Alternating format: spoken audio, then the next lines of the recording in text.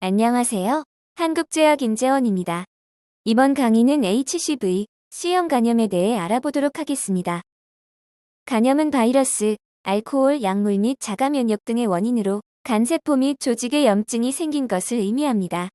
A형 간염의 경우 1970대의 대변 추출물에서 전자현미경으로 최초 발견되었으며 주로 바이러스에 오염된 음식물 등을 통해 감염됩니다.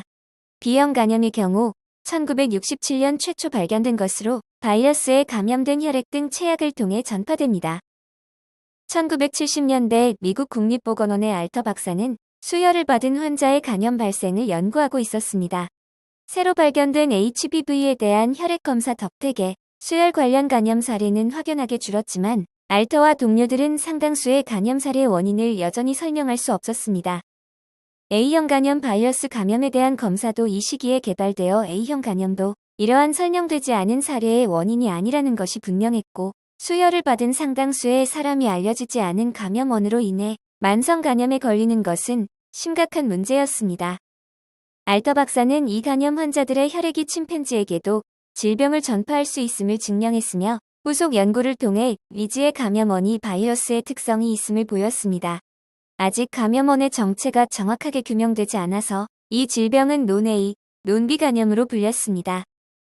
당시 바이러스 발견의 일반적 방법은 배양세포에서 바이러스를 증식한 후 분리하는 것이었습니다. 캘리포니아 소재 제약회사인 카이론에서 일하던 허튼과 동료들은 전통적인 방법 대신 당시 최첨단 분자 생물학 기법을 이용해서 바이러스의 유전자를 찾고자 했습니다. 감염된 침팬지에서 극소량만 존재하는 바이러스의 유전자를 탐색하는 것은 모래사장에서 바늘 찾기만큼이나 오랜 작업이었으나 결국 6년간의 끈질긴 연구 끝에 1988년 논A, 논B 바이러스 발견에 성공하였습니다. 후속 연구를 통해 이미지의 바이러스가 플라비바이러스 계열에 속하는 새로운 RNA 바이러스임을 알아냈고 HCV로 명명하였습니다. C형 감염 바이러스는 풀풀비비리 대과에 속하는 RNA 바이러스이며 약 2.7시간의 반감기를 갖고 있습니다. HCV는 주로 간세포에 감염되며 수용체 복합체를 통하여 간세포 내로 들어갑니다.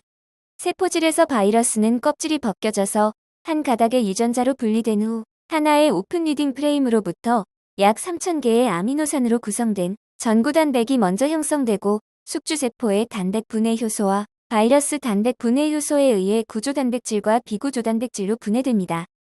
바이러스 복제는 레플러케이션 컴플렉스를 통해 RNA 디펜던트 RNA 폴리머레이스에 의한 화학 반응을 가속화시켜 포지티브 스트랜드 지노믹 RNA 템플릿을 이용하여 네거티브 스트랜드를 합성하고 이것이 또한 새로운 포지티브 스트랜드 RNA를 복제의 템플릿로 이용합니다.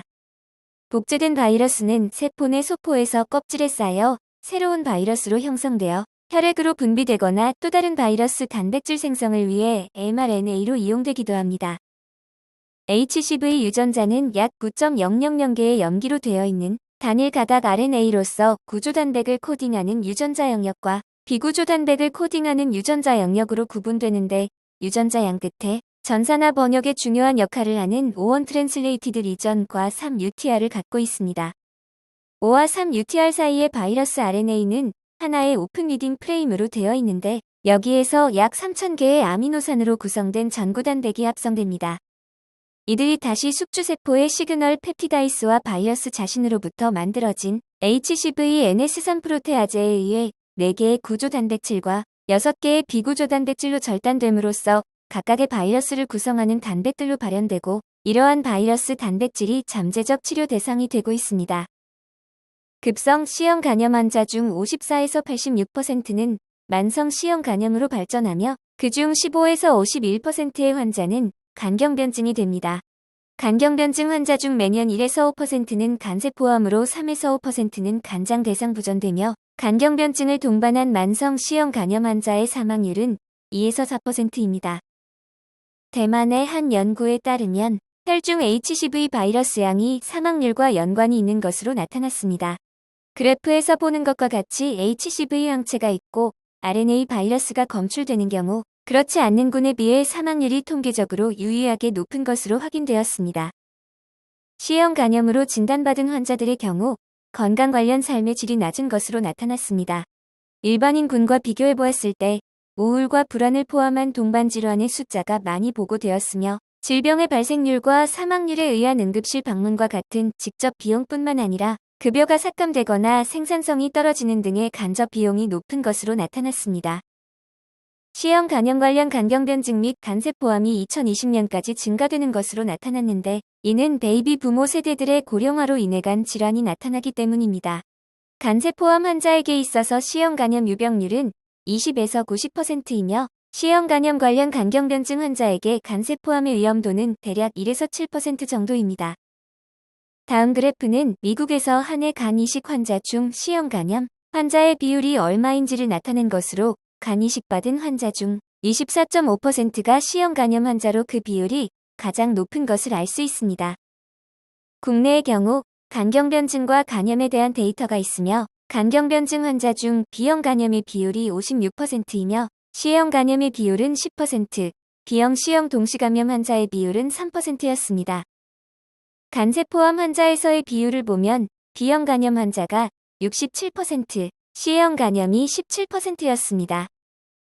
지난 2000년부터 2010년까지 국내에서 진행된 간 이식 케이스는 5,663건이었으며 그중 C형 간염 관련 케이스는 277건으로 전체 약 4.9%를 차지하였으며 매년 꾸준히 증가하는 추세였습니다. 2009년 국내 C형 간염 유병률을 확인하고자 하는 연구가 진행되었으며 HCV 항체 보유율은 0.78%로 1% 미만이었습니다. 이 수치는 성별, 나이, 지역에 따라 다르게 나타났는데 여성이 남성보다 높게 나타났으며 20대가 0.34%였던 반면 70대 이상에서는 2.3%로 높게 나타났습니다.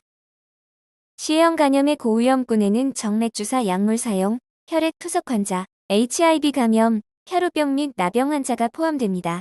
정맥주사 약물 사용 그룹에서 HCV 항체 보유율은 48에서 79%로 보고되었으며 만성 신질환 환자에서는 5.9에서 14.7%였습니다. 국내의 경우 HCV 유전자형 99%가 유전자 1형 및 2형으로 구성되어 있으며 대부분이 1B 혹은 2A입니다.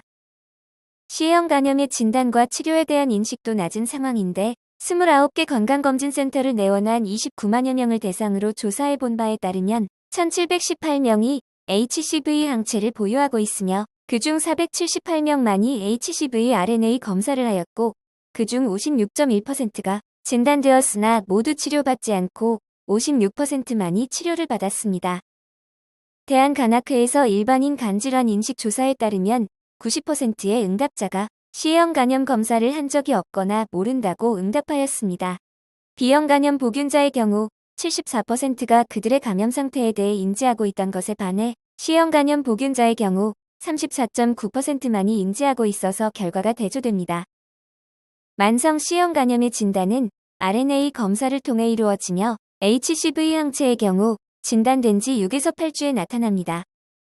일반적으로 진단은 HCV 항체가 있는 경우와 없는 경우로 나뉘는데 항체가 없는 경우는 감염이 이뤄지지 않아 더 이상 검사를 하지 않고 항체가 있는 경우 RNA 검사를 통해 바이러스를 확인하고 유전자형 검사, 간생검 등을 하게 됩니다. C형 간염의 경우 HCV RNA 숫자로 치료의 상황을 확인하게 되는데 치료가 시작되고 약물에 반응이 없는 군을 난리스판더, 일부 반응이 있는 경우 파셜 리스판더라고 합니다. 검출 한계 미만으로 HCV RNA 검출되지 않고 유지되는 경우 큐어가 되었다고 하며 치료기간 종료 후 다시 검출되는 경우 릴랩서, 치료기간 전 바이러스가 다시 검출되는 경우를 브레이크스루라고 합니다. C형 간염의 치료 목표는 서스테인드 바이알로지칼 리스폰스 즉 SVR을 유지하는 것입니다. 이는 약제마다 다르기는 하지만 치료기간 12 혹은 24주 이후에 바이러스가 검출 한계 미만으로 나타나는 것으로 C형 간염이 완치가 되었다는 것을 의미합니다. C형 간염 유전자 1형의 치료 성과는 개발된 치료제에 따라 다릅니다. 인터페론 알파로 48주간 치료했을 때는 SVR율이 7에서 11%였으나 페질레이틴은 인터페론 알파와 리바비린 병용 투여로 48주간 치료했은 경우 42에서 46%로 올라갔습니다. 최근에 개발된 경구형 제제의 경우 약제의 복용 방법 및 그 기간도 12주로 단축되었고 치료 성공률도 93에서 100%까지 이르게 되어 완치율이 매우 높아졌습니다. 이렇게 C형 간염이 다른 바이러스 질환과 다르게 완치가 가능하게 된 이유는 C형 간염 바이러스가 가지는 특성에 기인한 것으로 HBV, HIV의 경우 각각의 바이러스 DNA가 세포 내로 들어가서 복제가 이루어지는 반면 C형 간염 바이러스는 핵 내로 들어가지 않기 때문입니다. C형 간염이 완치, 즉 SVR에 도달하게 되면 여러 가지 장점이 있습니다. SVR에 도달하지 못한 환자들에 비해 간세포암의 발생을 줄여주며 C형 간염 관련 동반 질환의 발생도 적으며 삶의 질 또한 개선되는 것으로 확인했습니다. 유럽과 캐나다에서 진행된 연구에 따르면 SVR은 간세포암과 간 관련 질환의 사망률 등을 감소시키는 것으로 나타났는데 통계적으로 유의하게 시간에 따른 발생률의 차이가 SVR에 도달한 사람이 적게 나타났습니다. 일부 연구에서는 SVR 이후에 간경변증이 회복되거나 간섬유화가 감소되는 결과들도 보였습니다. 여기까지 C형 간염 바이러스와 C형 간염에 대해 알아보았습니다. 수고하셨습니다.